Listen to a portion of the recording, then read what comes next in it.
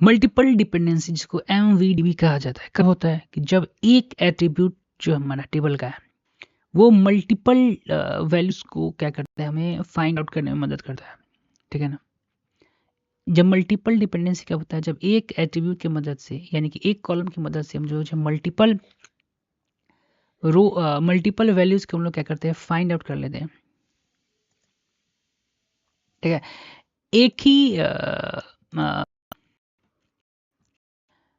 Multiple dependency कब होता है कि जब एक एट्रीब्यूट के मदद से जो कि हमारे टेबल में होता है मदद करता है मल्टीपल इंडिपेंडेंट वैल्यूज को from another attribute from other attribute, यानी कि एक एट्रीब्यूट जो है हमें मल्टीपल एट्रीब्यूट को फाइंड करने में मदद करता है। और याद रखिए दोनों जिसको जो जो जितने को एट्रीब्यूट को हम लोग फाइंड करेंगे वो आपस में एक दूसरे से कोई डिपेंड नहीं करते हैं। This values are not connected to each other, और जो वैल्यूज है आपस में यानी कि the multiple independent values for one another. When one attribute is stable, determine multiple independent values for another attribute। ठीक है। अगर student can enrol in many courses, कोई भी स्टूडेंट है जो कि बहुत सारे कोर्स में इनरोल कर सकता है, मैथ में, साइंस में। सेम ही स्टूडेंट चाहे डिफरेंट हॉबीज को चुन सकता है, पेंटिंग को, रीडिंग को। ठीक है। Here the course and the hobbies are not connected, course and hobby जो है कनेक्टेड नहीं है। The student can choose any combination of the course, student जो है कोई भी कॉम्बिनेशन ऑफ कोर्स जो है चुन सकता है एंड हॉबी को। They do not depend on each other, जो आपस में क्या करते हैं, ये कोर्स और हॉबी जो है आपस में डिपेंडेंट नहीं है, लेकिन फाइंड किसके थ्रू हो रहे हैं, स्टूडेंट आईडी के थ्रू हो रहे हैं। We have to like this setup cause data, फालतू का डाटा ये सब क्या करें, जनरेट करें, बिकॉज ईच कोर्स, ठीक है ना, प्रत्येक कोर्स जो है the hobby repeat even through, hobby जो यहाँ पर रिपीट हो जाएगा, हॉबी एंड कर्ज नो डायरेक्ट रिलेशन, इनमें कोई डायरेक्ट रिलेशन में क्या है, नहीं हुआ। देखो फिर से बोलते हैं, इस तरह का सेटअप है जैसे कि स्टूडेंट आईडी से कोर्स और हॉबी हम लोग पता कर रहे हैं। दिस सेटअप कॉज द रीबाउंडेंसी, फालतू का डाटा क्रिएट हो जाएगा, क्योंकि फॉर ईच कोर्स यानी कि प्रत्येक कोर्स के लिए द हॉबी रिपीट होगा, ये जो हॉबी है रिपीट होगा even through the hobby and course, प्रत्येक कोर्स के लिए जो हॉबी रिपीट होगा इवन थ्रू हॉबी और कोर्स के बीच में कोई है आपस में रिलेशन है ही नहीं। Here course and hobbies connected नहीं है। स्टूडेंट कैन जो है कोई भी कॉम्बिनेशन ऑफ हॉबीज कोर्स जो है चुन सकते हैं जो आपस में डिपेंड नहीं करते हैं। इन सिंपल टर्म MVD यानी मल्टीपल वैल्यू डिपेंडेंसी क्या होता है, कि mean that one things like a student आपको can have multiple independent things like course and hobby, but simple term में कहे तो स्टूडेंट जो है आपको कई सारे जो है मल्टीपल इंडिपेंडेंस थिंग्स को प्रोवाइड करता है, but they do not effect, लेकिन जो आप ये दोनों कोर्स और हॉबी जो है आपस में इफेक्ट एक दूसरे से कोई संबंध ही नहीं रखते हैं, ना कोई इफेक्ट कर सकते हैं। टू हैंडल दिस, तो इस तरह हमें हैंडल्स करने के लिए टेबल को दो भाग में कर देंगे ताकि फालतू का डाटा कम हो जाए और क्लीनर हमारा आसान हो जाए। और ये कैसे करेंगे, तो फोर्थ नॉर्मल फॉर्म की मदद से। चलिए स्टार्ट करते हैं हमारे आज के टॉपिक को। फोर्थ नॉर्मल फॉर्म जो है, ठीक है, table in 4NF if it is, पहले तो ये होना चाहिए कि BCNF voice code normal form में पहले ये क्या होना चाहिए मैंने फोर्थ नॉर्मल पहुंचने के लिए पहले आपको वॉइस कोड नॉर्मल फॉर्म तक पहुंचना होगा, उसके बाद ही जो है फोर्थ नॉर्मल फॉर्म आपको समझ में आएगा।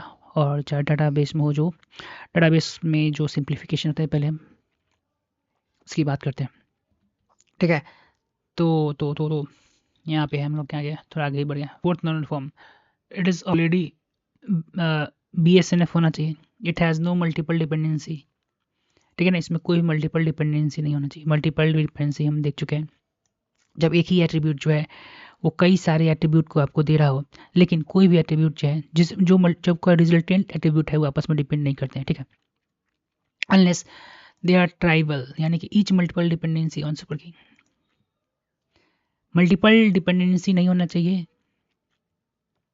अनलेस, अन्यथा मल्टीपल डिपेंडेंसी नहीं होना चाहिए अनलेस, यानी कि जब तक दे आर ट्राइब, जब तक वो ट्राइबल नहीं बने, मतलब ईच मल्टीपल डिपेंडेंसी जो है सिर्फ किस पर होना चाहिए, सुपर के ऊपर होना चाहिए। ठीक है, समझते हैं इसके ऊपर।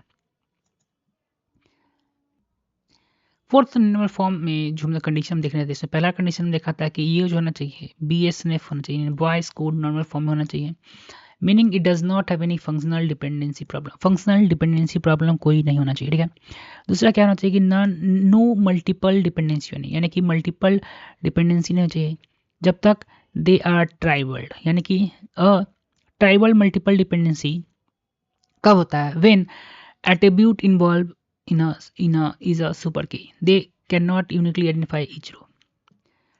Tribal multiple dependency is when the attribute involved is super key, यानी कि सुपर की के मदद से ही हम लोग क्या कर सकते हैं, ट्राइबल मल्टीपल इंडिपेंडेंसी समझने से पहले हम लोग what is a multiple dependency क्या से देखते हैं।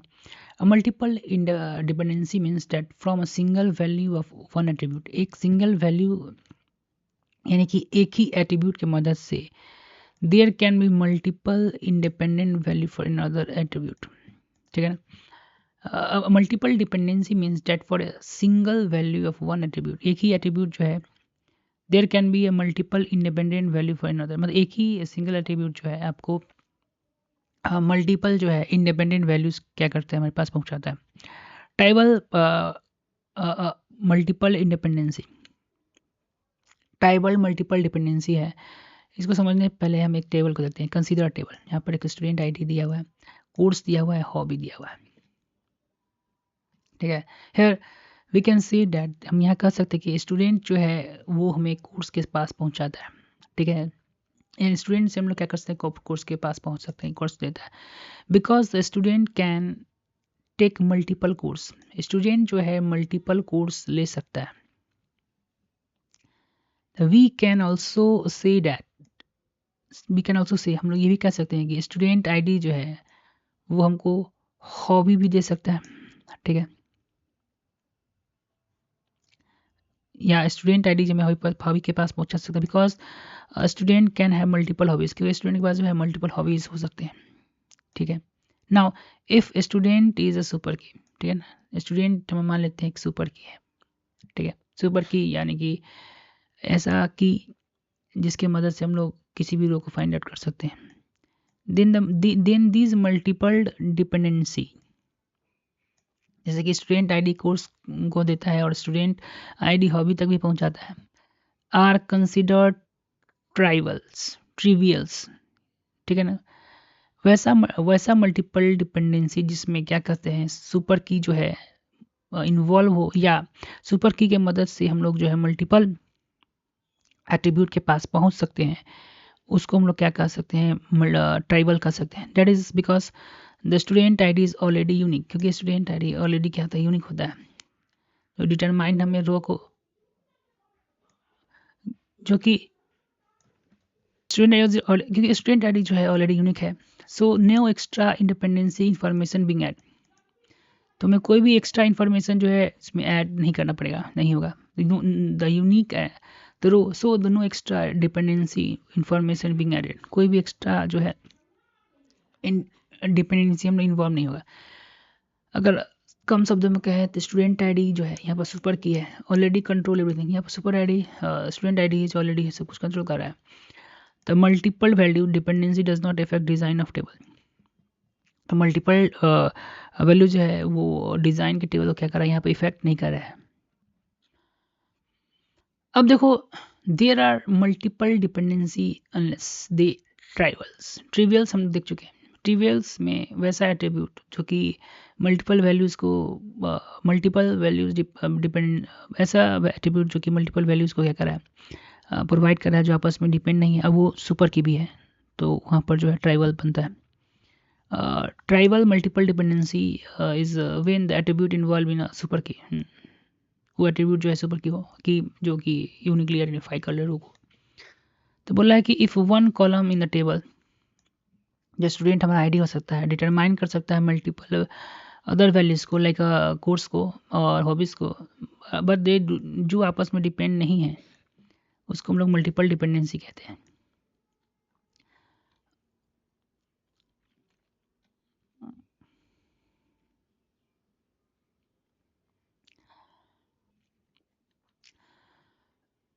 4NF ensure we separate the multiple dependency into different tables. हम लोग क्या कर सकते हैं, मल्टीपल डिपेंडेंसी को डिफरेंट टेबल में क्या कर सकते हैं, तोड़ सकते हैं. ये वाइड क्या करेगा, डाटा का फालतू का डाटा क्या करेगा, नहीं बढ़ाएगा और हमारे और डाटा को सही से ऑर्गेनाइज करेगा.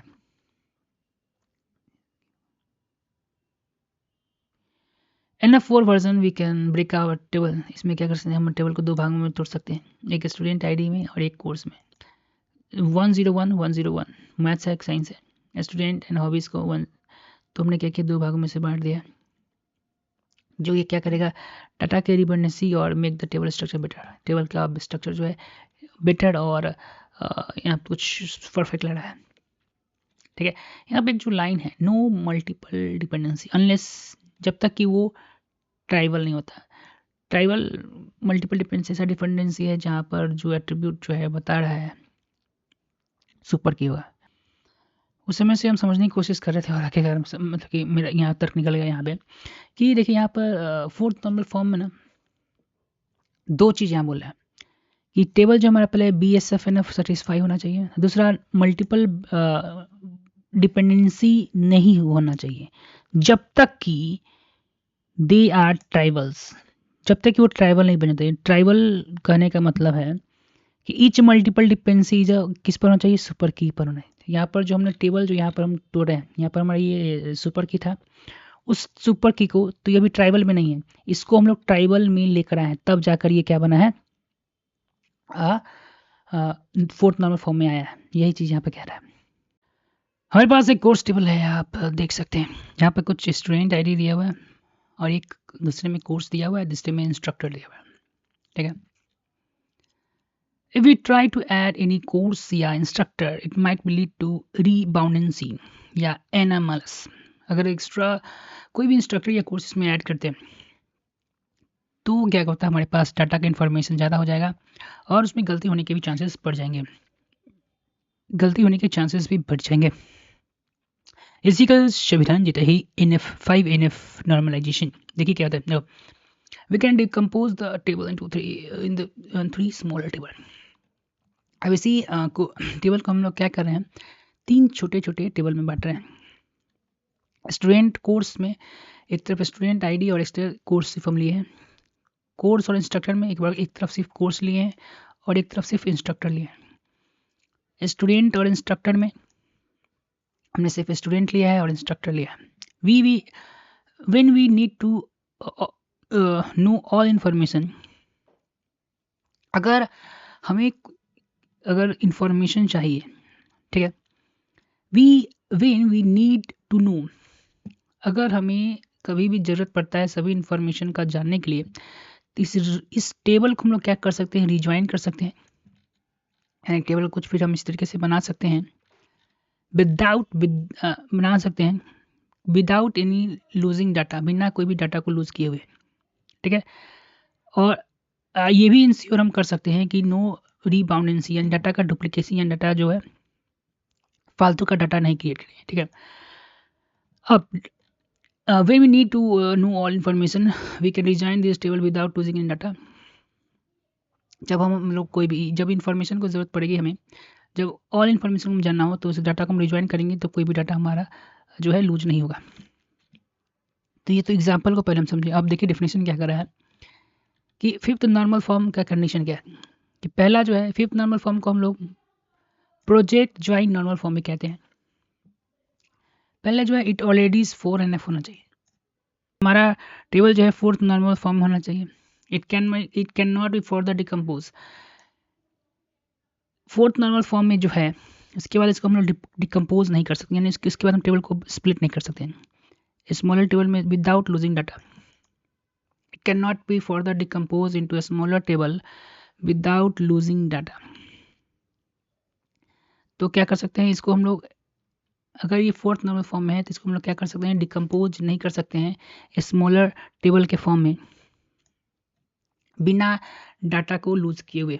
ठीक है, बिना डाटा को लूज किए हुए हम लोग इसको जो है फोर्थ नॉर्मल फॉर्म जो हमारा है उसको हम लोग क्या कर सकते हैं, उसको डिकम्पोज नहीं कर सकते.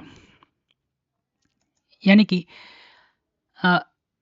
पहले तो इसका कंडीशन है कि फोर्थ नंबर फॉर्म में होना चाहिए। दूसरा, we can not be further decompose. अगर फोर्थ नंबर फॉर्म में है तो इसको लोग छोटे भागों में नहीं तोड़ सकते हैं बिना data, without losing data.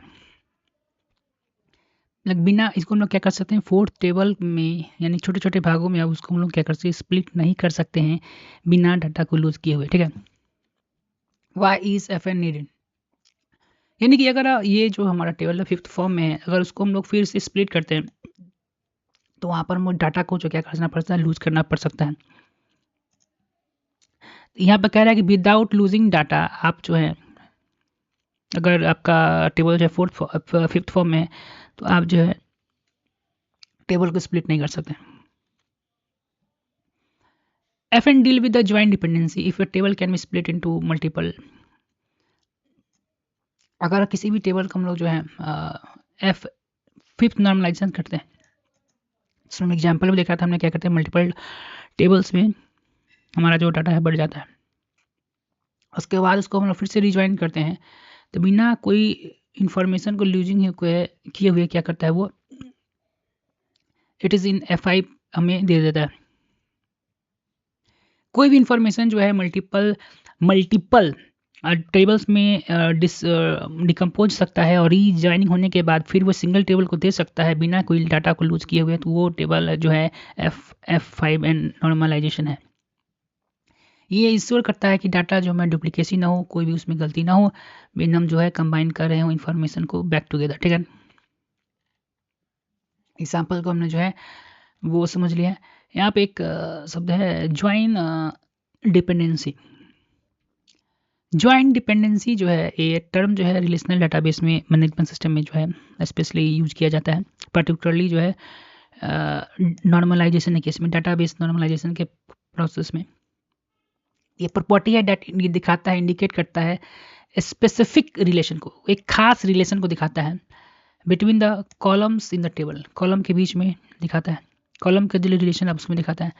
Where the table can be, जहाँ पर टेबल जो है फिर से रिक्रिएट किया जाता है by joining the multiple related tables, यानी कि मल्टीपल जो टेबल है हमको हमारा जो, उसको हम लोग ज्वाइन कर एक और टेबल को हम लोग क्रिएट कर सकते हैं multiple table related with the fewer columns की मदद से। डोमेन की नॉर्मल फॉर्म जो होता है DKNF, ये इंश्योर करता है that table is free of any problem.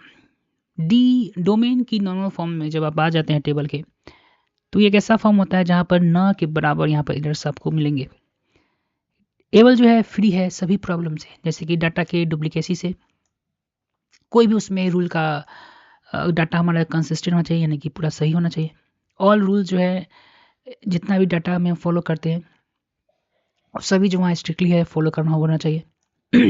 Domain कहने का मतलब the allow user for each column, जैसे कि एक जब कॉलम को आप जब वहाँ पर हम इंटर कर रहे हो, जैसे तो वहाँ पर स्टूडेंट आईडी का स्टूडेंट आईडी होना चाहिए, वो नंबर होना चाहिए, कोर्स नेम की जगह कोर्स नेम ही होना चाहिए, और मस्ट भी स्ट्रिंग, जैसे कोर्स नेम मस्ट भी स्ट्रिंग होना चाहिए। ठीक है।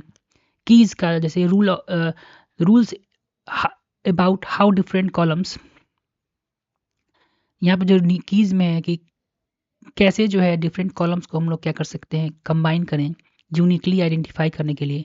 रोज in tables, rules about how different, बोला है की मतलब क्या है, वे रूल्स कि कैसे सभी डिफरेंट कॉलम्स हैं उनको हम लोग यूनिकली आइडेंटिफाई कर सकते हैं हमारे टेबल में। तो किसकी मदद से हम लोग करते हैं, की मदद से करते हैं। Rules about how different columns, यानी कॉम्बिनेशन ऑफ कॉलम्स को कैसे यूनिकली हम लोग आइडेंटिफाई कर लें जो हमारे रोज इन द टेबल, जो रो के हमारे टेबल में, की की मदद से हम लोग रो को क्या करते हैं, यूनिकली आइडेंटिफाई करते हैं।